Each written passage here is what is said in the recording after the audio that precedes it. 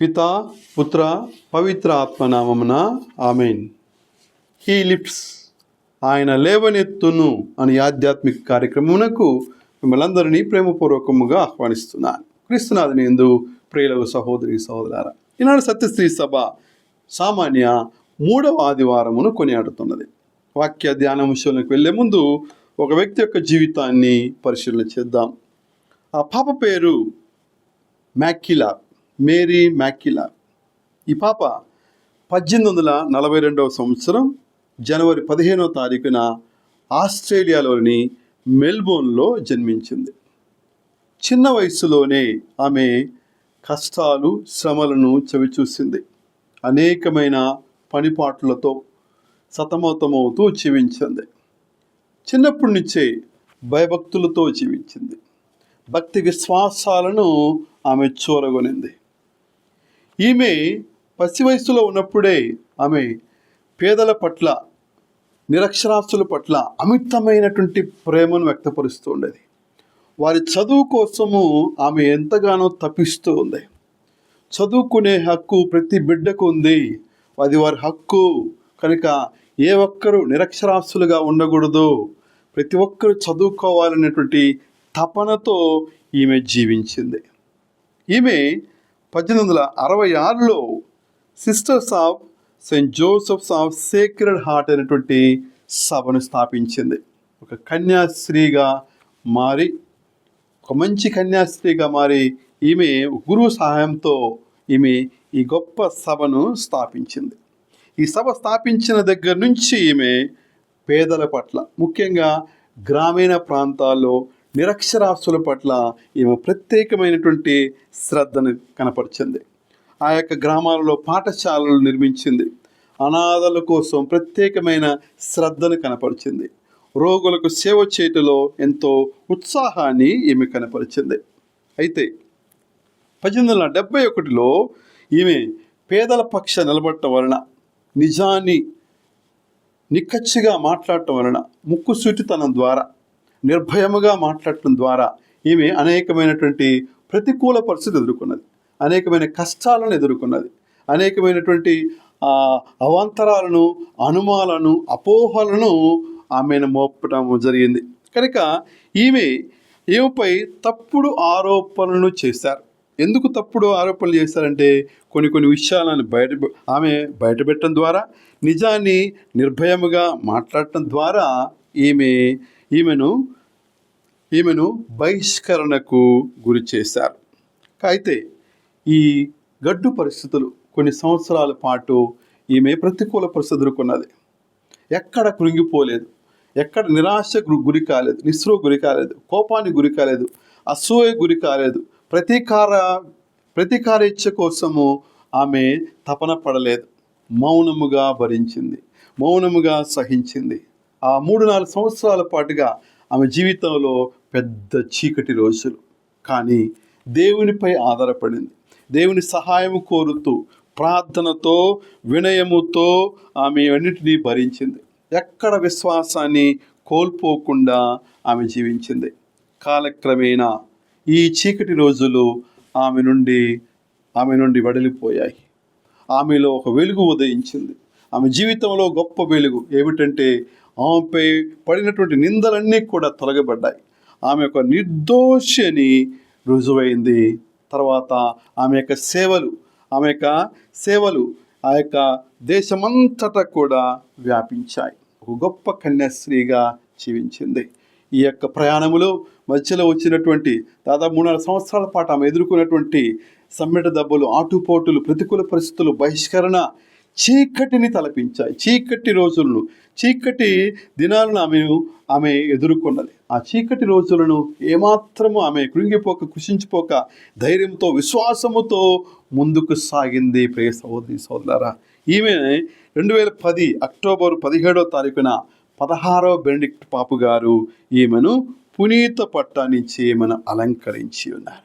క్రీస్తునాథుని యందు ప్రియుల సహోదరి సహోదరులారా, నేటి మొదటి పట్టణము, నేటి సువిశేషము మనకు ఇదే విషయాన్ని బోధిస్తుంది.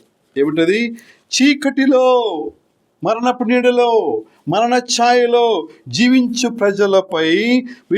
ప్రజలు గొప్ప వెలుగును చూచెరి అని బోధిస్తోంది. గొప్ప వెలుగును చూచెరి. నేడు సుశేషములో జబూలూను, నప్తాలి, గలిలయ, అన్యులు నివసించు ప్రాంతము మరణం నీడలో, మరణ ఛాయలో, దట్టమైనటువంటి చీకటిలో, పాపపు కృత్యాల మధ్య, పాప సంబంధమైన క్రియలతో, అజ్ఞానం, అవివేక, అవిశ్వాసంతో జీవిస్తున్నటువంటి ఈ చీకటి సామ్రాజ్యములో క్రీస్తు ప్రభు వెలుగు రేఖగా వచ్చాడు, కాంతి రేఖగా వచ్చాడు. కనుక ఆ గొప్ప వెలుగును చూసిరి అని నేడు సువిశేషం బోధిస్తుంది. నేడు మొదటి పట్టణంలో కూడా ప్రజలు దేవుని తిరస్కరిస్తే, చీకటిని ఎంచుకుంటే, చీకటి పుత్రులుగా జీవిస్తే, దపర దేవతలను, అన్య దేవతలను పూజిస్తే, ఆరాధిస్తే ఎలాంటి ప్రతికూల పరిస్థితులు వస్తాయో, ప్రజలు దేవుని విడిచిపెడితే, దేవునికి దూరంగా ఆశ్రయిస్తే ఎంత అపచారమో, అంత అపచారమో వారు తెలుసుకున్నారు. అందుకే దేవుడు వారికి కష్టాలను, కన్నీటిని కడగండ్ల పాలు చేశాడు. చీకటి తావుల్లో జీవించటానికి, చీకటిని మరుగు చేసుకొని జీవించాలన్నటువంటి జీవితాలు కష్టాల పాలయ్యాయి, కడగండ్లు పాలయ్యాయి. అందుకే దేవుని మీద సంపూర్ణముగా ఆధారపడి జీవించు అని నేటి మొదటి పట్టణము మనకు బోధిస్తుంది. ప్రియ సహోదరి సహోదరులారా, సుశేషములో జబూలు, నప్తాలి, గలిలయ ప్రాంతాలు ఇవన్నీ కూడా ఈ యొక్క అన్యులు నివసించేదంతా కూడా ఇది అప్పర్ గలిలయ అంటారు. గలిలయకు మా పై ఎత్తులో ఉన్నటువంటిది. గలిలయ కింద భాగం లోవర్ గలిలయ, అదంతా కూడా యూదులు నివసించే ప్రాంతం. కనుక ఈ అన్యులు నివసించే ఈ ప్రాంతములో యేసు ప్రభు కాంతి రేఖగా వెళ్ళాడు, వెలుగు రేఖగా వెళ్ళాడు. వారి మధ్య జీవించటానికి వెళ్ళాడు. వారికి మార్గదర్శకమైన వెలుగుగా ఇవ్వటానికి వచ్చాడు. నీ అన్యులకు అది మార్గదర్శకమైన వెలుగు, నీ ప్రజలకు ఇశ్రాయేలులకు మహిమను చేకూర్చు వెలుగు. కనుక ఆ వెలుగు అందరికీ ఇవ్వటానికి వచ్చాడు. ప్రతి ఒక్కరూ ఈ వెలుగుకు అర్హులే. ఆయన ప్రేమించే వారందరూ, ఆయన విశ్వసించే వారందరూ, ఆయన ఎన్నుకున్న వారందరూ ఆ వెలుగులో జీవిద్దాం అనుకున్న ప్రతి ఒక్కరికి ఆ వెలుగునివ్వటానికి ఆయన సిద్ధముగా ఉన్నాడు. కనుక లోకానికి వెలుగుడు ఆయన కొన్ని జాతులకో, తన ప్రజలకో, లేకపోతే కొన్ని వర్గాలకు, కొన్ని ప్రాంతాలకు, కొన్ని మతాలకు కాదు, ఆయన అందరికీ తన వెలుగుని ప్రసరింపడానికి వచ్చాడు. ప్రత్యేకముగా దట్టమైన చీకటిలో కారుమబ్బుల్లాంటి బ్రతుకులతో జీవిస్తున్నటువంటి జీవితాలు, దిశానిర్దేశము లేనటువంటి జీవితాల మధ్య ఆయన వెలుగుగా వచ్చి ఉన్నాడు. కనుక అది నిజమైన వెలుగు. ఆ వెలుగు లోకానికి వచ్చి ప్రతి మానవుని, జాతి, మత, కుల భేదము లేకుండా ప్రతి ఒక్కరికి ఆ వెలుగుని ఇవ్వటానికి వచ్చాడు. సూర్యుడు ఏ విధముగా జాతి అని, మతం అని, కులమని తేడా లేకుండా అందరికి వెలుగునిచ్చే విధముగా ఈ వెలుగు, పరలోక వెలుగు, జీవ వెలుగు అందరికీ, ప్రతి మానవుని వెలిగించటానికి ఈ లోకానికి వచ్చి ఉన్నాడు. వెలుగులో నడవటానికి ఆహ్వానిస్తున్నాడు, వెలుగు పుత్రులుగా ఆహ్వానిస్తున్నాడు. ఆ శక్తిని మనం ప్రసాదిస్తున్నాడు. చీకటి త్వరలన్నీ కూడా తొలగిస్తూ, అంధకార శక్తులను, పాపశక్తి నుండి కించపరిచే, నిరాశపరిచే, కృంగదీ శక్తి నుండి విడుదలను దయచేస్తూ వెలుగులో నడిపించేటటువంటి శక్తిని ప్రసాదిస్తున్నాడు ఈ జీవ వెలుగు. వెలుగించుమా యేసు వెలుగించుమా, వెలుగునందు నడువ శక్తి ప్రసాదించుమా, ఆ వెలుగునందు నడువ శక్తి ప్రసాదించుమా. కనుక ఆయన చెంతకొచ్చువాడు, ఆయన నమ్మువాడు, ఆయన విశ్వసించువాడు, ఆయన దగ్గరకు చేరువాడు, ఈ యొక్క సత్యాన్వేషణ వైపుకు, ఈ వెలుగు వద్దకు అన్వేషించేవాడు ఎవ్వడు కూడా చీకటిలో ఉండడు. కనుక నన్ను విశ్వసించేవాడు ఎవ్వడును చీకటిలో ఉండకుండానట్లు నేను లోకానికి వెలుగుగా వచ్చి ఉన్నానని యోహాను సువార్త 12వ అధ్యాయము 46వ వచనములో ప్రభు సెలవిస్తున్నాడు. కనుక ఇది అన్యులకు మార్గదర్శకమైన వెలుగు, తన ప్రజలకు, ఇశ్రాయేలులకు మహిమను చేకూర్చే వెలుగు. కనుక ఈ వెలుగుకు అందరూ పాత్రులే. కనుక అందరినీ వెలిగించడానికి వచ్చాడు, అందరినీ వెలిగించడానికి వచ్చి ఉన్నాడు. కుడికి పాటుపడే దీపాలను కూడా ఆయన ఆర్పివేసేవాడు కాదు, నలిగిన రెల్లును ఆయన విరిచేటటువంటి వాడు కాదు, ఆయన లేవనెత్తటానికి వచ్చాడు. కునికి పాటుపడే దీపాన్ని ఆయన ఆర్పివేయడు. కనుక అందరినీ వెలిగించటానికి వచ్చాడు. ఆయనలో ఉన్నటువంటి వాడు ఎవడు చీకట్లో ఉండడు. ఆయనలో ఉన్నటువంటి వాడు ఎవడు కూడా కుడిగట్టిపోడు, ఆయనలో ఉన్నటువంటి వాడు ఎవడు కూడా నిద్రపోడు. ఎందుకనగా ఆ వెలుగు వాడికి ధైర్యాన్ని, ఉపశమనాన్ని, వెలుగును దయచేస్తుంది.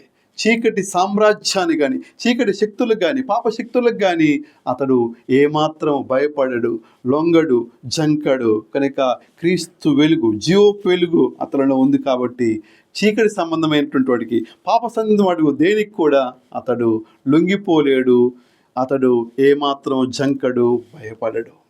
ఎందుకనగా వెలుగు చీకటికి లొంగిపోదు.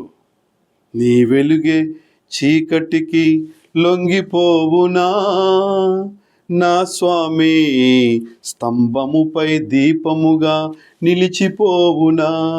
నీ వెలుగే చీకటికి లొంగిపోవునా నా స్వామి, స్తంభముపై దీపముగా నిలిచిపోవునా. జీవపు వెలుగు, లోకానికి వెలుగు నేనే, నన్ను అనుసరించువాడు అంధకారంలో జీవించడు, చీకటికి తావు లేదు, చీకటి లొంగ తీసుకోలేదు. నీ వెలుగు లొంగిపోదా చీకటికి? నో. వెలుగు చీకటిని పటాపంచలు చేస్తుంది. చీకటి శక్తులను, చీకటి ప్రదేశాలు, చీకటి మనస్తత్వాలు, చీకటి ఆలోచనలను, చీకటి తలంపులను అది పటాపంచలు చేస్తుంది. అది జీవపు వెలుగు, ఆరిపోయే వెలుగు కాదు, కొడిగట్లు పోయేటటువంటి కాదు. జీవపు వెలుగును ఆయన మనకు దయచేసి ఉన్నాడు. జ్ఞానస్థానం ద్వారా ఈ వెలుగును నీలో నాలో ఆయన వెలిగించి ఉన్నాడు. కడగట్టే వరకు, ప్రాణం పోయేంత వరకు, ప్రభు పిలిచేంత వరకు ఈ వెలుగు కొడిగట్టిపోకుండా చూసుకోవాలి. ఈ వెలుగు, ఈ ఆత్మదీపాన్ని ప్రభులో సంగమయ్యేంత వరకు కాపాడుకోవాలి. ప్రియ సహోదరి సహోదరుడా, అయితే ఈనాటి సువిశేషం ద్వారా, ఈనాటి పట్టణాల ద్వారా ప్రభు మనకిస్తున్నటువంటి కొన్ని వాగ్దానాలను ధ్యానం చేద్దాం. వెలుగు పుత్రుడు, వెలుగు పుత్రికగా జీవిస్తే నీకు దొరికే వాగ్దానాలు ఏంటి, నీకు దొరికే ఆశీస్సులు ఏంటి? వెలుగు పుత్రులు ఏ జీవితాన్ని కలిగి జీవిస్తారు, ఎలా ఉంటారు, ఏ స్థితిలో ఉంటారు, ఏ పరుగులో ఉంటారు, ఏ ప్రయాసలో ఉంటారు, ఏ మనస్తత్వం కలిగి జీవిస్తారో పరిశుద్ధ గ్రంథము మనకు పరిశుద్ధ గ్రంథ ధ్యానం ద్వారా చదువుదాం, ధ్యానం చేద్దాం. కనుక వెలుగు పుత్రులు ఏమి కలిగి ఉంటారు, వాళ్ళు దొరికేటటువంటి ఆశీస్సులను, వాగ్దానాలను, ఆశీర్వాదాలను ఒకసారి ధ్యానం చేద్దాం. యోహాను శుభవార్త 12వ అధ్యాయము 36వ వచనం సెలవిస్తుంది, మీరు వెలుగు పుత్రులుగా ఉండుటకు వెలుగుండగానే మీరు ఆ వెలుగునందు విశ్వాసముంచండి. బిలీవ్, ఆ వెలుగును విశ్వసించు.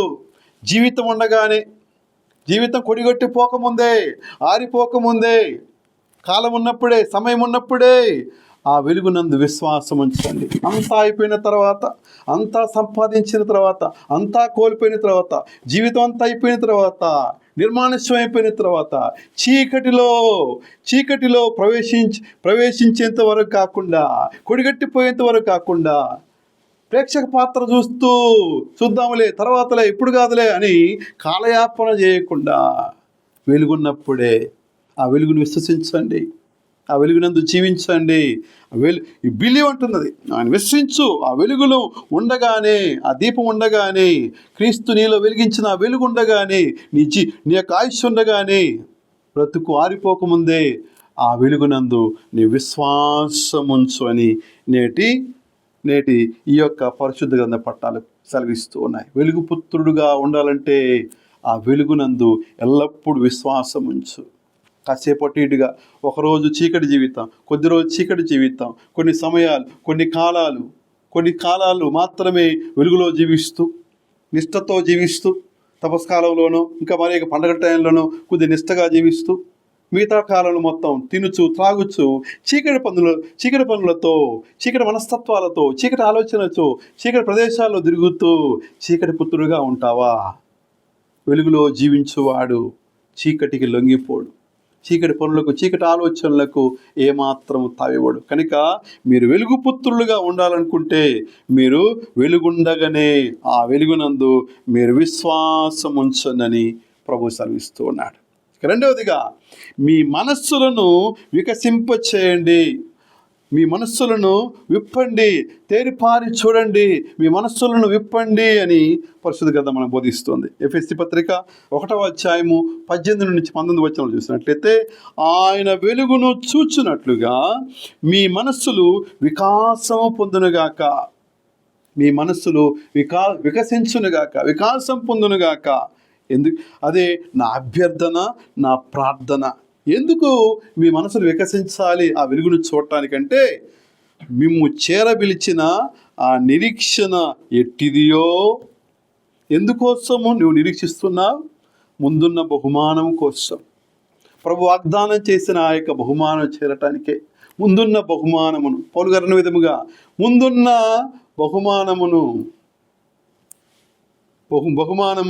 చూచుకుంటూ అవమానం లక్ష్య పెట్టక, ముందున్న బహుమానము కొరకు అవమానం లక్ష్య పెట్టక, సిలువను మోసి భరించి సహించి పందె బహుమానము కోసం పరిగెత్తుచున్నాను, దానికోసం నేను జీవిస్తున్నాను అని పౌలు గారు సెలవిచ్చాడు.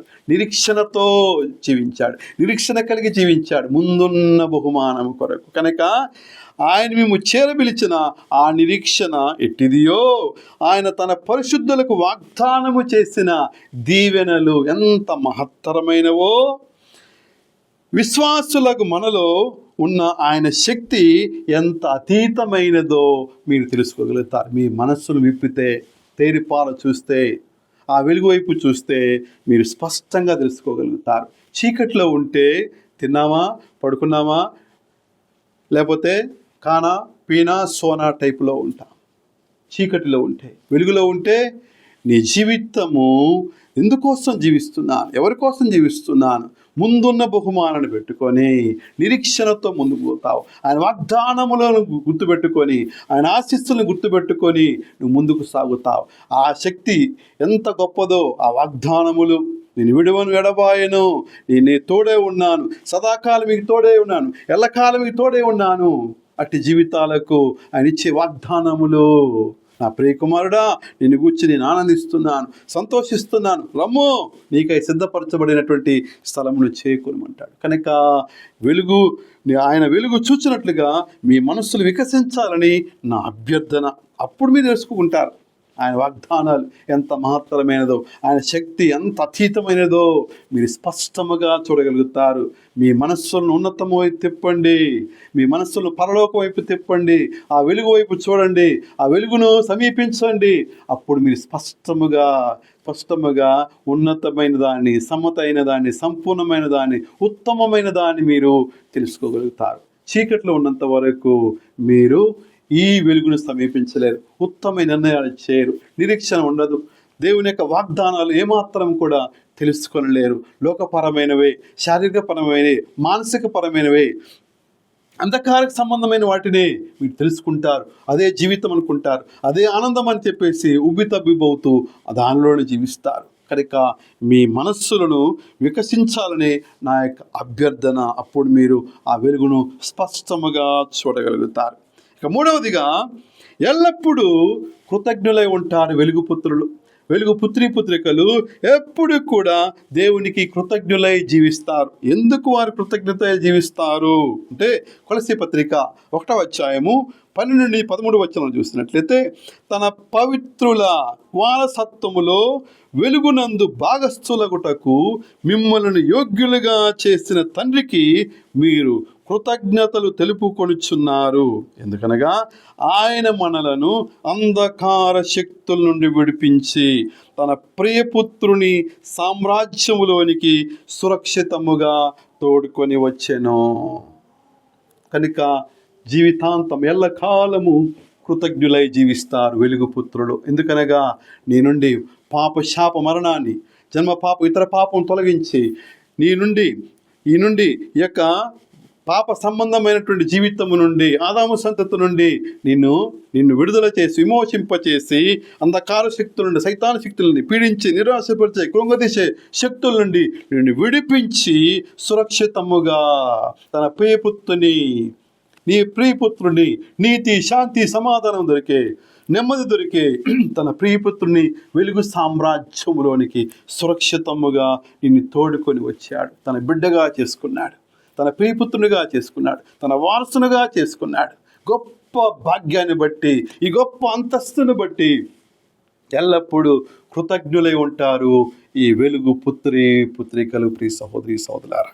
ఇక 4వదిగా, వెలుగు పుత్రికలు పొందుకునేటువంటి ఆశీస్సులు, వాగ్దానములు మనం ఒకసారి ధ్యానం చేస్తే, పేతురు రాసిన మొదటి లేఖ 2వ అధ్యాయము 9వ వచనములో మనకు సెలవిస్తుంది. వీరు పొందుకుపోయేటటువంటి గొప్ప అంతస్తు, వెలుగు పుత్రికలు పొందుకునే గొప్ప అంతస్తు, గొప్ప పిలుపు ఏమిటంటే, మీరు ఎన్నుకొనబడిన జాతి, రాచరికపు యాజక బృందం, పవిత్రమైన జనము, దేవుని సొంత ప్రజలు, దేవుని అద్భుత కార్యములు ప్రకటింప ఏర్పరపబడిన వారు.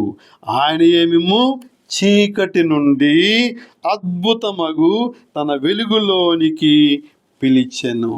గొప్ప ప్రివిలేజ్, గొప్ప అంతస్తు ఇస్తున్నాడు. ఏమిటది? ఏ అంతస్తు? నా పిలుపు?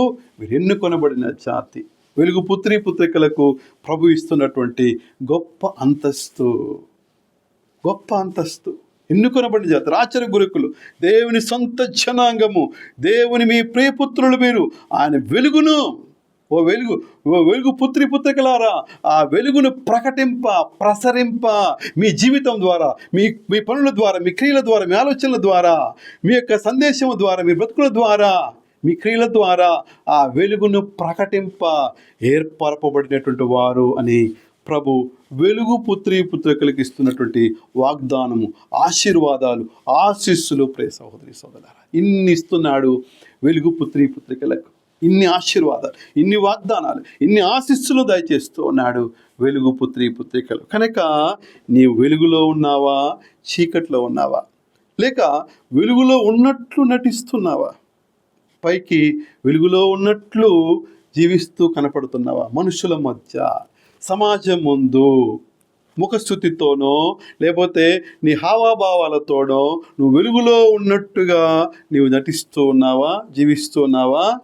ప్రియ సహోదరుడా, నీ క్రియలు పట్టిస్తాయి, నీ బ్రతుకు పట్టిస్తుంది. నీవు వెలుగులో ఉన్నావో చీకటిలో ఉన్నావో నీ కార్యములే పట్టిస్తాయి. వాక్యం సెలవిస్తుంది. యోహాను రాసిన మొదటి లేఖ 2వ అధ్యాయం 9-10 వచనాలు సెలవిస్తున్నాయి.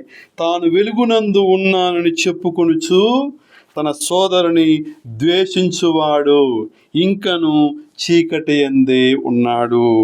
తన సోదరుని ప్రేమించువాడు వెలుగునందు ఉన్నాడు, వాని యందు ఇతరులకు ఆటంక కారణమేమి ఏమీయూ లేదు. ప్రియ సహోదరి సోదరులారా, నీవు నేను జ్ఞానస్థానము ద్వారా వెలుగు పుత్రిక ఉండగా పిలబడి ఉన్నా. క్రీస్తు వెలుగును మనం ధరించి ఉన్నా. క్రీస్తు జ్యోతిని మనం ధరించి ఉన్నాం. అది కొడిగట్టిపోకుండా చూసుకోవాలి, అది ఆరిపోకుండా చూసుకోవాలి. వెలుగును ప్రసరించే వారముగా ఉండాలి. మన జీవితం ద్వారా క్రీస్తు సామ్రాజ్యములో ఉన్నామన్నటువంటి సందేశము ఇతరులకు తెలియచేయబడాలి. ఈ చెప్పబడినటువంటి యొక్క గొప్ప వాగ్దానాలు, ఈ గొప్ప ఆశీస్సులు, వెలుగు పుత్రికలు ఇచ్చినటువంటి దేవుడిస్తున్న గొప్ప ఆశీర్వాదాలను నువ్వు ఎల్లప్పుడూ నెమరు వేసుకో ప్రియ సహోదరుడా. ఆ యొక్క వాగ్దానాలు, ఆశీస్సులు నీకున్నాయో లేదో, నీకు దక్కాయో లేదో, లేకపోతే ఆ యొక్క అన్వేషణలో ఉన్నావో లేదో ఒకసారి పరిశీలన చేసుకో. లేక పైకి మాత్రమే సమాజం కోసమే, సంఘం కోసమో, అవసరాల కోసమో నువ్వు కేవలము నేను వెలుగునందున్నాను, వెలుగు పుత్రికని చెప్పుకొనిచున్నావా? నీ క్రియలు పట్టిస్తాయి, నీ జీవితం పట్టిస్తుంది, నీ మాటలు, నీ యొక్క తలంపులు పట్టిస్తాయి. నువ్వు వెలుగులో ఉన్నావో చీకటిలో ఉన్నావో. అందుక వెలుగులో ఉన్నాను చెప్పుకొనొచ్చు. నీవు చీకటి క్రియలు, చీకటి పనులు, చీకటి ఆలోచనలు, లేకపోతే చీకటికి సంబంధించినటువంటి కార్యాలను కనపడకుండా రహస్యముగా నువ్వు చేస్తున్నావేమో. లోపల అసూయ, క్రోధ, మద మాత్సర్యాలతో వాటిని కనపడకుండా జీవిస్తున్నావేమో. ప్రియ సోదరుడా, అగోచరమైనది గోచరం చేస్తాడు, రహస్యమైనవి బట్టబయలు చేస్తాడు. కనుక నీవు వెలుగులో ఉన్నావని చెప్పుకొనొచ్చు. నీ జీవితంలో తోటివారి పట్ల, సోదరుల పట్ల, నీ ఇరుగు పొరుగు వారి పట్ల నువ్వు చూపించేటటువంటి హావభావాలు, భాష, నీ యొక్క క్రియలు నిన్ను పట్టిస్తాయి. నువ్వు వెలుగులో ఉన్నావో చీకటిలో ఉన్నావో ఆ యొక్క క్రియలు నిన్ను పట్టిస్తాయి. కనుక ఈనాటి ఈ పట్టణాలు మనకు స్పష్టపరుస్తున్నాయి. నువ్వు వెలుగుపుత్రుడువా, వెలుగుపుత్రికవా, ప్రకాశపుత్రుడువా, దేవుని వెలుగును ప్రకటింప పిలబడినటువంటి వాడువా, లేక చీకటికి సాదృశ్యమా? చీకటిని ప్రతిబింబించడానికి, చీకటి క్రియలను, చీకటి ఆలోచనలను, చీకటి మనస్తత్వాలను నీవు ప్రకటించటానికి, ప్రసరింప చేయటానికి సైతానుకు, లూసిఫరుకు సాదృశ్యంగా ఉన్నావా? దేనికి సాదృశ్యంగా ఉన్నావో ఒకసారి గమనించుకో. క్రీస్తు వెలుగు నీ యందు లేకపోతే నీవు చీకటికి సంబంధించినటువంటి వాడివి, లోకానికి సంబంధించినటువంటి వాడివి. కనుక ఎలా ఉంది నీ క్రైస్తవ జీవితం? నిద్రాణమై ఉందా? చీకటమయముగా ఉందా? నిలువెచ్చగా ఉందా నీ జీవితం? గుర్తుపెట్టుకో, క్రీస్తు నీపై ప్రకాశించి ఉన్నాడు. క్రీస్తు వెలుగును పొందుకుని నా బాప్టిసం ద్వారా. కనుక నిద్రాణమైన జీవితం నుండి లే, ముసుగుతీ నిలువెచ్చని జీవితం నుండి లే. క్రీస్తు నీ యందు ఉన్నాడు. క్రీస్తు వెలుగు నీపై ప్రకాశించిందని జ్ఞాపకం చేసుకో. ఎఫెసీ పత్రిక 5వ అధ్యాయము 14వ వచనంలో పౌలు గారు అంటున్నాడు, నిద్రితుడా మేలుకో, మృతులలో నుండి లెమ్ము, క్రీస్తు నీపై ప్రకాశించునని పౌలు గారు సెలవిస్తున్నాడు. సహోదరి సోదరా, ఈ గొప్ప దినాన దేవుని యొక్క వాక్యాన్ని ధ్యానిస్తూ ఉండగా నీ జీవితాన్ని కుడిగట్టిపోయేలా చేసుకుంటున్నావా? జీవితాన్ని కొద్దిసేపు చీకటిలో, కొద్దిసేపు వెలుగులో, అటు ఇటుగా కొన్ని సమయాలకు, కొన్ని రోజులకు, కొన్ని కాలాలకు మాత్రమే నీ జీవితాన్ని ఈ లోకం కోసమో, మనుషుల కోసమో, కుటుంబం కోసమో వెలుగును ప్రకటిస్తున్నావా? 4 గోడల మధ్య చీకటిలో, చీకటి పనులతో, చీకటి ఆలోచనలతో, చీకటి మనస్తత్వాలతో బ్రతుకుతున్నావా? ఒకసారి ఆత్మ పరిశీలన చేసుకో ప్రియ సహోదరి సహోదరుడా. ప్రార్థన చేద్దాం. ప్రార్థనలోకి భవించండి. మా ప్రియ పరలోక తండ్రి, అంధకారములు నడిచిన ప్రజలు గొప్ప వెలుగును చూశారని యెషయా ప్రవక్త ద్వారా మాకు వాగ్దానం చేసి ఉన్నారు. ఈరోజు ఆ వెలుగుకు మూలమైన నిన్ను మేము స్తుతించుచున్నాము. ప్రభు, మా జీవితాల్లో ఉన్న అంధకారాన్ని తొలగించండి, నిరాశను ఆశగా మార్చండి, అన్యాయాన్ని న్యాయముగా మార్చండి, ద్వేషాన్ని ప్రేమగా మార్చండి. మరణ ఛాయలలో నివసించు వారిపై గొప్ప వెలుగు ఉదయించింది అనే వాక్యం మా జీవితాల్లో కూడా నెరవేరినట్టు చేయండి. మమ్మల్ని కూడా పేదలకు, నిర్లక్ష్యానికి గురైన వారికి వెలుగునిచ్చే సాధనాలుగా మార్చండి. ఓ పరిశుద్ధాత్మదేవా, ప్రతికూల పరిస్థితుల్లోనూ మేము నీ చిత్తాన్ని విశ్వసించే కృపను మాకు ప్రసాదింపచేయమని మేము బ్రతిమాలుకొనుచు ప్రార్థించుచున్నాము. మా ప్రభువైన క్రీస్తు ద్వారా ఈ మనవి చేయుచున్నాము. ఆమేన్. ప్రభు మీతో నుందురుగాక, మీ ఆత్మతో నుందురుగాక. సర్వశక్తిగల సర్వేశ్వరుడు పితా, పుత్ర, పవిత్ర ఆత్మ మేము ఆశీర్వదించి కాపాడుదురుగాక. ప్రియమైన సోదరి సోదరులారా, ఈ ఆత్మీయ సందేశం మిమ్మల్ని ఆత్మీయంగా బలపరిచినట్లా ఇది సందేశం ఇతరులతో పంచుకోగలని, షేర్ చేయగలని, వారిని కూడా ఆత్మీయంగా బలపరచగలని మనవి. మరిన్ని ఆత్మీయ సందేశాల కోసం ఈ ఛానల్ సబ్స్క్రైబ్ చేసుకోగలని మనవి. God bless you.